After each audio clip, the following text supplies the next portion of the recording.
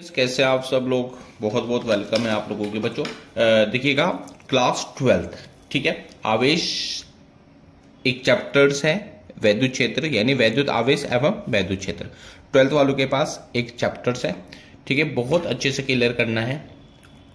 और हाँ, एक चीज समझ लीजिएगा, पूरा एग्जाम जो आपका होता है उस चैप्टर से लगभग बहुत ज्यादा क्वेश्चंस पूछे जाते हैं।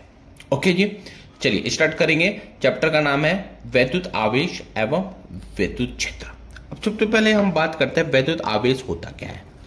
क्षेत्र की बात कर लेते हैं। एरिया क्या होता है? एरिया ये आप भली बात ही पता है आप लोगों को, भाई एरिया किसे कहते हैं, ठीक है। अब सबसे पहले हम प्रश्न यहां पर हमारे पास आता है कि वैद्युत आवेश क्या होता है, जिसको हम इंग्लिश में बोलते हैं इलेक्ट्रिक चार्ज। बच्चों डेली की क्लासेस है, फिजिक्स भी है, केमिस्ट्री भी है, मैथ्स भी है, सब है। चैनल पर जाकर के जरूर देख लें और वीडियोस को सब्सक्राइब जरूर करें, ठीक है। यानी चैनल को सब्सक्राइब करे बिना ना जाए। चलिए स्टार्ट करते हैं। देखो वैद्युत आवेश क्या होता है बच्चों। वैद्युत आवेश एक गुण है। देखो पहले यहां पर समझ लीजिएगा, मैं इतना पढ़ाऊंगा फिर उसके बाद आपको डिस्कस करूंगा। यानी वैद्युत आवेश द्रव्य का एक गुण है। वैद्युत आवेश द्रव्य का वह गुण है जिसके कारण वह वैद्युत तथा चुंबकीय प्रभाव को उत्पन्न करता है। यानी वैद्युत आवेश द्रव्य का एक गुण है जिसके कारण वह विद्युत तथा चुंबकीय प्रभाव को उत्पन्न करता है। यानी आपने सुना होगा, करंट तो आपको कभी ना कभी लगा ही होगा लाइफ में, ठीक है। करंट आपको कभी ना कभी लाइफ में लगा ही होगा भैया, ठीक है। तो आप लोग समझ लें कि जब भी आपको करंट लगा होगा तो समझ लो कि वो कुछ ना कुछ ताकत थी। क्या थी? कुछ ना कुछ वो ताकत थी, राइट। तो वो कौन सी ताकत थी? इसी प्रकार खींचा ना उसने अपने आप को, एनर्जी दी है। और इसी प्रकार अगर हम बात करते हैं कि चुंबकीय क्षेत्र क्या होता है, चुंबकीय क्षेत्र का उत्पन्न करते हैं। देखो यहां बोला ना, उत्पन्न चुंबकीय प्रभाव को उत्पन्न करता है। चुंबकीय प्रभाव भी तो है, यानी कोई मैग्नेट है, उस मैग्नेट को आप आपस में लेके मिलाओ या दूर लेके जाओ जगह। यानी एक मैग्नेट है, आपस में मिलेगा नहीं ना। अगर पॉजिटिव धन आवेश मिलेंगे। देखो उसमें क्या है, नॉर्थ पोल होता है और साउथ पोल। देखो एक चुंबक बना देता हूं भाई, नॉर्थ पोल हो गया और ये साउथ पोल हो गया, ठीक है। ये आपस में मिलेंगे, ठीक है। आपस में इनको मिलने की प्रक्रिया करेंगे। और अगर क्या करें बच्चों, ये आपस में मिल जाएंगे। समझ रहे हो ना मेरी बात, ठीक है। आपस में मिलेंगे, ठीक है। और अगर मैं बात करता हूं साउथ पोल और साउथ पोल की या नॉर्थ पोल की, तो कभी भी आपस में साउथ पोल नहीं मिलता है। अभी बताऊंगा, जब चुंबक का चैप्टर चलाएंगे तो वहां पर आपको भली बात ही समझ में आ जाएगा, ठीक है। यानी आवेश को दिखाना अथवा विद्युत तथा चुंबकीय क्षेत्र का अनुभव करता है, ठीक है। यहां तक हमारा हो गया। इसको नोट डाउन करके मैंने इसको कॉपी कर दिया, ठीक है। इसको मार्क कर दिया, यानी इतना हमारा हो गया। यानी वैद्युत आवेश किसे कहते हैं? वैद्युत आवेश द्रव्य का वह गुण है जिसके कारण वह वैद्युत तथा चुंबकीय प्रभाव को उत्पन्न करता है अथवा वैद्युत तथा चुंबकीय क्षेत्र का अनुभव करता है, ठीक है। अब देखो यहां पर मैंने नोट बनाया है। उस नोट को भाई आपने एग्जाम में जरूर लिखना है। कैसे लिखना? आवेश की प्रक्रिया में इलेक्ट्रॉनों का स्थानांतरण होता है। स्थानांतरण का मतलब क्या होता है बच्चों? स्थानांतरण का मतलब होता है कि एक जगह से दूसरी जगह जाना। इलेक्ट्रॉनों का एक जगह से दूसरी जगह जाना क्या है? स्थानांतरण कहलाता है ना। आवेश की उत्पत्ति का कारण, आवेश की जो उत्पत्ति होती है बच्चों, वो इलेक्ट्रॉनों का स्थानांतरण ही होता है। यानी इलेक्ट्रॉन एक, अच्छा देखो आवेश की परिभाषा बताओ क्या होती है। आवेश किसे कहते हैं? देखो भाई आवेश क्या होता है? आवेश में इलेक्ट्रॉनों का एक जगह से दूसरी जगह पर प्रवाह होना। यानी आवेश यहां से उठ गए और दूसरी जगह तक चले गए, वो कहलाते हैं आवेश, ठीक है। तो आवेश अगर नहीं जाएंगे तो भाई इलेक्ट्रॉन का कोई मतलब ही नहीं है। देखो इलेक्ट्रॉनों का प्रवाह की दर को आवेश कहते हैं। आपको क्या बोलेगा कि आवेश किसे कहते हैं? यानी इलेक्ट्रॉनों का आवागमन, यानी इलेक्ट्रॉन एक स्थान से दूसरे स्थान तक रख जाते हैं तो वो इलेक्ट्रॉनों का यानी आवेश कहलाते हैं। इतने समझ लिया। अब बात करते हैं हम आवेश के प्रकार की। आवेश कितने प्रकार के होते हैं? तो आवेश मुख्य रूप से टाइप्स ऑफ चार्ज, आवेश मुख्य रूप से दो प्रकार के होते हैं। पहला होता है भाई हमारा धनावेश, दूसरा होता है हमारा ऋणावेश। यानी आवेश मुख्य रूप से दो प्रकार के होते हैं। एक होता है हमारा धनावेश होता है पॉजिटिव चार्ज जिसको बोलते हैं, दूसरा होता है नेगेटिव चार्ज। यहां तक आप लोग समझ गए।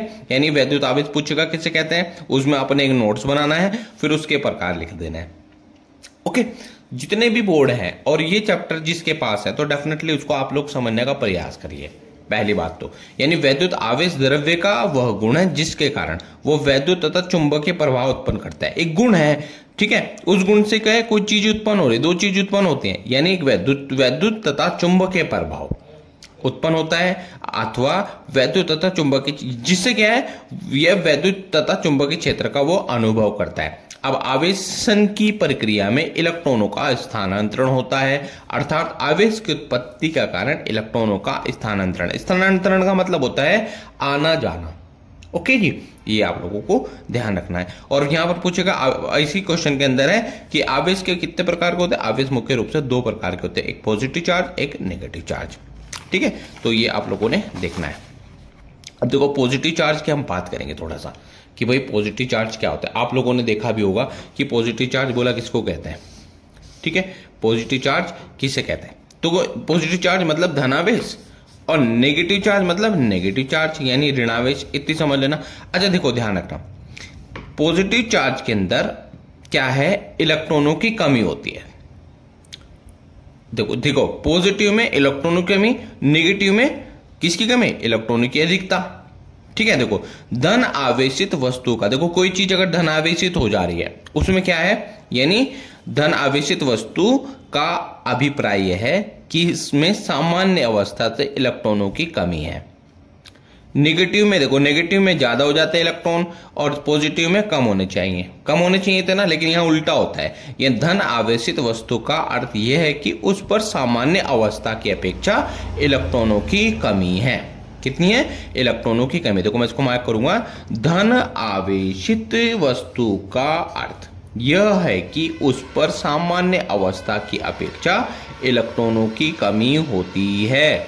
याद हो जाएगा ना, यानी धन आवेशित वस्तु का अर्थ यह है कि उस पर सामान्य अवस्था की अपेक्षा इलेक्ट्रॉनों की कमी होती है। ठीक है बोला, तो ये याद कर लीजिएगा। इसी प्रकार हमारे पास अगर नेगेटिव चार्ज की हम बात करते हैं तो नेगेटिव चार्ज क्या होते हैं, ऋण आवेशित वस्तु का तात्पर्य यह है कि उस पर सामान्य अवस्था की अपेक्षा इलेक्ट्रॉनों की अधिकता होती है। देखो पॉजिटिव चार्ज के अंदर इलेक्ट्रॉनों की कमी होती है, भूलना नहीं भाई।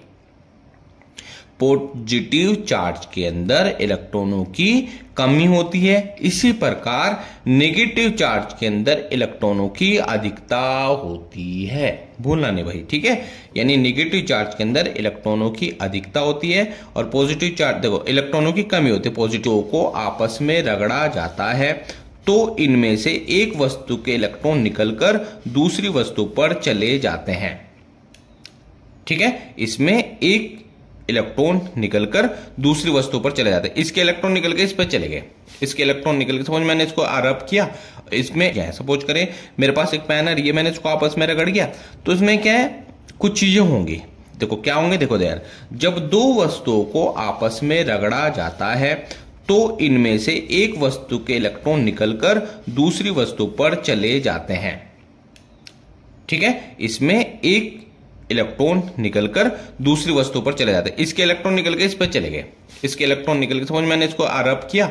इसमें क्या हुआ, जब दो वस्तुओं को आपस में रगड़ते हैं तो एक वस्तु के इलेक्ट्रॉन निकल करके दूसरी वस्तु पर चले जाते हैं। अब क्या कहना है आगे देखो, जिस वस्तु पर, ध्यान रखना, जिस वस्तु पर इलेक्ट्रॉन पहुंचते हैं वह ऋणावेशित होती है, यानी इस पे यहां से निकले यहां तक चले गए, ये ऋणावेशित हो जाएगी। बोला है ना, इलेक्ट्रॉनों की कमी, और जहां से चले वहां पर इलेक्ट्रॉनों की अधिकता हो जाती है। देखो क्या चीज है, उल्टा बोल देना बच्चा कंफ्यूजन हो जाता है, क्या करेंगे ना भैया इसमें, तो कोई बात नहीं, चलो कोई दिक्कत नहीं है। जिस वस्तु पर इलेक्ट्रॉन, जिस वस्तु पर से इलेक्ट्रॉन निकलते हैं वो धनावेशित हो जाती है। क्लियर है ना, यहां पर इतना समझ लो भाई। ठीक है, तो थोड़ा सा आप लोगों को क्लियर करना है। तो NH वाले थोड़ा सा पढ़ते चलो, कोई डाउट ही नहीं रहेगा, कोई बात नहीं। फिजिक्स भी और केमिस्ट्री भी हम लोग यहाँ पर सभी चीजें कवर कराएंगे। ठीक है, नोट्स अवेलेबल हैं, नोट्स आप ले सकते हैं। ठीक है, चलो थेल्स के अनुसार, थेल्स के अनुसार, थेल्स एक वैज्ञानिक थे, उन्होंने क्या कहा, जब दो वस्तुओं को आपस में रगड़ते हैं, ठीक है। अच्छा छोटी सी चीज है, मैंने दो वस्तु अगर आपस में रगड़ी, आप किसी प्लॉट में बैठो यानी किसी जगह पर बैठो, वहां पर देखना कुछ चीज को रगड़ोगे तो क्या होगा बच्चों, जो भारी चीज होगी छोटी चीज को अपनी ओर खींचेगी ना, मानते हो, जो भारी होगी वो छोटी चीजों को अपनी ओर आकर्षित करेगी। तो इसने भी यही कहा है, ठीक है। जब दो वस्तुओं को आपस में रगड़ते हैं तो उनमें हल्की हल्की वस्तुओं को आकर्षित करने का, तो उनमें से हल्की हल्की वस्तुओं को आकर्षित करने का गुण आ जाता है। क्या आ जाता है? गुण आ जाता है। क्या आ जाता है भाई? गुण आ जाता है, ठीक है बच्चों, समझ लेना चीज को। जिस वस्तु में गुण आ जाता है, ठीक है, उसे चार्ज कहते हैं। क्या बोला? सीधी सी बात है, गुण आ जाता है, और जिस वस्तु में गुण आ जाता है उसको चार्ज कहते हैं। देखो थेल्स ने क्या कहा, जब दो वस्तुओं को आपस में रगड़ते हैं, ठीक है, जब दो वस्तुओं को आपस में रगड़ते हैं तो वो हल्की हल्की वस्तुओं को खींचने लग जाता है, और जिस वस्तु में ये गुण आ जाता है, ठीक है, जब ये प्लस सपोज 5 किलो की, ये 2 किलो की, 5 किलो के पास 2 किलो गया, अब जिन वस्तुओं में ये गुण आ गया उसको हम क्या कहेंगे? चार्ज कहेंगे। हो गया थेल्स का नाम याद, तो ऐसे याद कर लेना है, ठीक है। तो लो, ये क्वेश्चन हमारा समझ में आ गया होगा, ये क्वेश्चन आपको पूरे अच्छे से क्लियर कर लेना है। अब हमारे पास दूसरा प्रश्न बचता है कि भाई आवेश संरक्षण का नियम समझाइए। आवेश संरक्षण का नियम समझाइए कि भाई आवेश संरक्षण होता क्या है। The law of conservation of a charge, इसको इंग्लिश में बोलते हैं the law of conservation of charge, right. So first of all I am saying that आप लोगों ने इसको कैसे रखना है कि इस नियम के अनुसार आवेश को ना तो कभी उत्पन्न कर सकते हैं और न ही उनको नष्ट कर सकते हैं। आवेश ना तो कभी उत्पन्न होते हैं, ठीक है, आवेशों को ना तो कभी, इस नियम के अनुसार आवेश ना तो उत्पन्न होते हैं और ना ही उनको नष्ट किया जा सकता है, ठीक है बच्चों। मात्र इनको परिवर्तन संभव है, इनके अंदर परिवर्तन किया जा सकता है, ठीक है। इसने को लिख सकते हो, इस नियम के अनुसार आवेश ना तो कभी उत्पन्न होते हैं, आवेश ना तो कभी उत्पन्न होते हैं और ना ही कभी उनको नष्ट कर सकते हैं, नष्ट नहीं कर सकते आवेश को, आप ध्यान रखना। अतः आवेश संरक्षण, यहां पर अतः आवेश सदैव संरक्षित रहते हैं, आवेश सदैव सुरक्षित रहते हैं। बेटा ध्यान रखना, मैं इस टाइप से आपकी वीडियोस लेकर गया हूं, अगर मैं बोर्ड पे लिखूंगा तो कभी नहीं लिख पाऊंगा, ठीक है। तो इस टाइप से आपके बने बनाए नोट्स हैं, आप लोग ले सकते हैं, ठीक है। हमें व्हाट्सअप कर लीजिएगा, सर हमें नोट्स अवेलेबल करा दो, तो आप लोगों को नोट्स अवेलेबल हो जाएंगे, ठीक है बच्चों। तो ये समझ लीजिएगा। अब यहाँ पर से इसलिए लिखने का मतलब हुआ कि भाई बहुत अच्छे से आप लोगों को जल्दी जल्दी सिलेबस खत्म हो जाएगा। अब बहुत सारा बड़ा सिलेबस है, तो अगर हम बोर्ड में पढ़ाएंगे तो कभी नहीं होगा, इलेक्ट्रिक बोर्ड हमारे पास नहीं है, ठीक है। हाँ, यहाँ पर समझो, देखो ध्यान रखना, एक चीज उत्पन्न होती है, यहाँ पर एग्जाम्पल देख लो, यानी आवेश मतलब क्या है, कहने का मतलब है कोई भी चीज कभी खत्म नहीं होती। ध्यान रखना भाई, हम सोचते हैं कि हम मर जाते हैं, नहीं, हमारी जो आत्मा है पता नहीं कहाँ चली जाती है। हमारे मुस्लिम लोगों में तो कहते हैं कि भाई हमारा जो है हम मर जाते हैं, कब्र में होते हैं, फिर हमारे क्या होते हैं, हिसाब किताब होता है, फिर हम लोगों को वहीं पड़े रहते हैं और हिसाब होता रहता है, ठीक है। मानते हो, जो गलत करेगा उसको वैसे हिसाब होगा, जो अच्छा करेगा वैसे हिसाब हो जाएगा, ठीक है। और हिंदू फैमिली में कहते हैं कि हमारे पंच तत्व जो है, हमारी आत्मा जो है, ठीक है, भगवान के पास चली जाती है। जो हमारा शरीर है उसमें से जितने जो जहाँ है वो चले जाते हैं, मिट्टी में मिल गई, पानी में चला गया, ऐसे तो कहते हैं सब, है ना। तो वो सब चीजें है, यानी वही है, जैसे पानी है, पानी बारिश में पलटा, यहाँ गिरा, नदी में आया, ये हुआ, वो ऊपर बादल बने, फिर पानी बन गया, तो ये सब चक्र चलता रहता है, ठीक है। तो ये ध्यान रखना, ठीक है। जब एक इलेक्ट्रॉन व पॉजिट्रॉन युग्म का विनाश होता है, जब एक इलेक्ट्रॉन व पॉजिट्रॉन युग्म का विनाश, देखो इसका एग्जांपल समझ लो आवेश संरक्षण पे। जब एक इलेक्ट्रॉन व पॉजिट्रॉन युग्म का विनाश होता है तो गामा फोटोन की उत्पत्ति होती है। इस प्रक्रिया में आवेश सदैव संरक्षित रहता है, यानी इलेक्ट्रॉन और पॉजिट्रॉन युग्म मिले आपस में और उनका विनाश हो गया, खत्म हो गए वो, ठीक है। तो यहां पर क्या हो जाएगी, गामा फोटोन की उत्पत्ति हो जाएगी। इस प्रक्रिया में आवेश सदैव सुरक्षित रहता है। क्लियर है भाई, यहां तक आप लोगों को क्लियर कर लेना है, ओके। अब यहां पर देखो नया प्रश्न बनता है, कूलाम का नियम क्या है, कूलाम का नियम क्या है, सिद्ध कीजिए। कूलाम का नियम क्या है सिद्ध कीजिए। बेटा चैनल सब्सक्राइब जरूर करो। कूलाम का नियम देखो अब जरा सा। कूलाम नाम का एक वैज्ञानिक था, उसने एक नियम दिया था, उस नियम को अब हम लोग यहाँ समझाएंगे और आपको इसको बहुत अच्छे से कर लेना है। ठीक है जी। देखो किन्हीं दो स्थिर बिंदु आवेशों के मध्य, याद रखना कोई अभी समझा देता हूं मैं आपको, पहले ये समझ लो फिर उसके बाद आगे कराऊंगा। किन्हीं दो स्थिर बिंदु, पहले यहां समझो, पहले जो मार्क करता फिर उसके बाद तुम्हें समझ में आएगा। किन्हीं दो स्थिर बिंदु आवेशों के मध्य लगने वाला आकर्षण एवं प्रतिकर्षण बल दोनों आवेशों की मात्राओं के गुणनफल के अनुक्रमानुपाती अथवा तथा भी लिख सकते हो, तथा उनके बीच की दूरी के वर्ग के व्युत्क्रमानुपाती होता है। राइट, क्या बोला? किन्हीं दो स्थिर बिंदु आवेशों के मध्य लगने वाला आकर्षण एवं प्रतिकर्षण बल दोनों आवेशों की मात्राओं के गुणनफल के अनुक्रमानुपाती तथा उनके बीच की दूरी के वर्ग के व्युत्क्रमानुपाती होता है। ठीक है, तो यहां पर देखो, माना दो स्थिर बिंदु आवेश Q1 और Q2 हैं तथा एक दूसरे से r मीटर की दूरी पर स्थित है। कितना दूरी पर स्थित है? r मीटर की दूरी पर स्थित है। तो इनके बीच लगने वाला बल F होगा। देखो ध्यान रखना, किन्हीं दो स्थिर बिंदु आवेशों के मध्य लगने वाला आकर्षण एवं प्रतिकर्षण बल दोनों आवेशों की मात्राओं के गुणनफल के अनुक्रमानुपाती तथा उनके बीच की दूरी के व्युत्क्रमानुपाती होता है। ओके बच्चों, अब देखो यहां पर समझ लो, माना दो स्थिर बिंदु हमारे पास Q1 है Q2 है, ये स्थिर आवेश है, सॉरी Q1 और Q2 तथा वे एक दूसरे से r मीटर की दूरी। समझाता हूं कैसे होता है ये। देखो मैंने यहां पर लिखा भी है इस टाइप से, आप लोगों को इसको मैं प्रूफ कराऊंगा, टेंशन ना लो आप लोग। ठीक है, इसको मैं प्रूफ करा के आपको आगे बढ़ाऊंगा, टेंशन मत लो। देखो ठीक है, देखो कैसे करेंगे, एक मिनट दो मुझे। चैनल सब्सक्राइब जरूर करना बच्चों, ठीक है। एक मिनट सिद्ध करा देता हूं मैं से। देखो मेरे पास कोई चार्ज है, मेरे पास देखो दो पिंड है, ठीक है, और इन पर चार्ज लगाए Q1, दूसरे पे लगाए Q2, लग गया।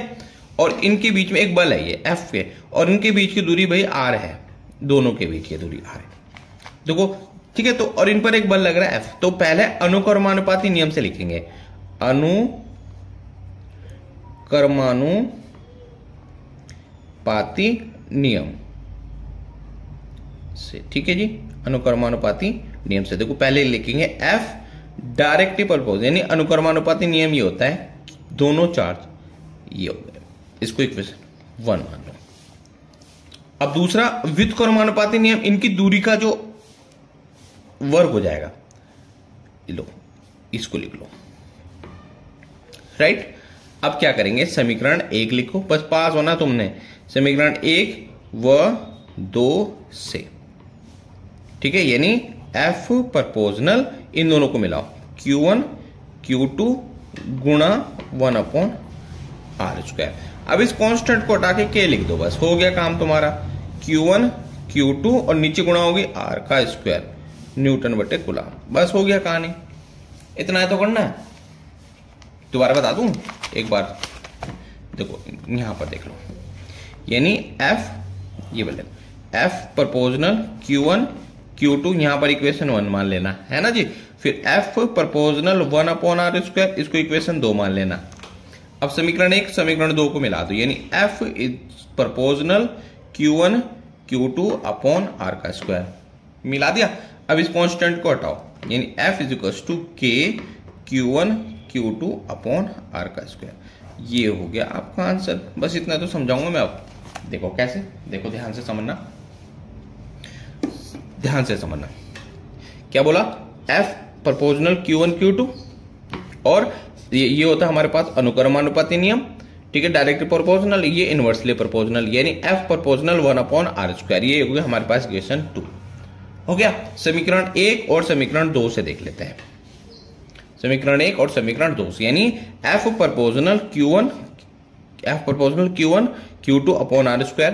इसी प्रकार से मैंने ये प्रपोजनल हटाया यहां से, ठीक है, ये इसकी जगह मैंने कांस्टेंट लिया, यानी इसको बोलते हैं K एक नियतांक है, मैंने लिखा हुआ भी है, यानी F प्रपोजनल Q1 Q2/r², जहां K एक नियतांक है जिसकी विमा नहीं होती और वायु या निर्वात के लिए क्या होगा, एफ के इज इक्वल टू, देखो K is equal to 1/4 pi epsilon naught 0, ये एप्सिलॉन टाइम्स बोल सकते हो आप लोग, ठीक है। यानी इसको यहां पर हम लोग रखेंगे के की जगह पर, कर दिया मैंने, 1/4 पाई एप्सिलॉन 0 रख दिया। देखो सेम ही तो ये F equals to 1/4 pi epsilon 0 times Q1 Q2 upon R square, जहां एप्सिलॉन 0 टाइम्स क्या है, निर्वात या वायु की वैद्युतशीलता है। और जिसका देखो इस एप्सिलॉन नोट का जो मान होता है वो याद कर लीजिएगा 8.85 इंटू 10⁻⁻12 कूलाम स्क्वायर बटे न्यूटन मीटर स्क्वायर, बस इतना है, ठीक है। तो ये एक छोटी सी क्लास थी आपकी,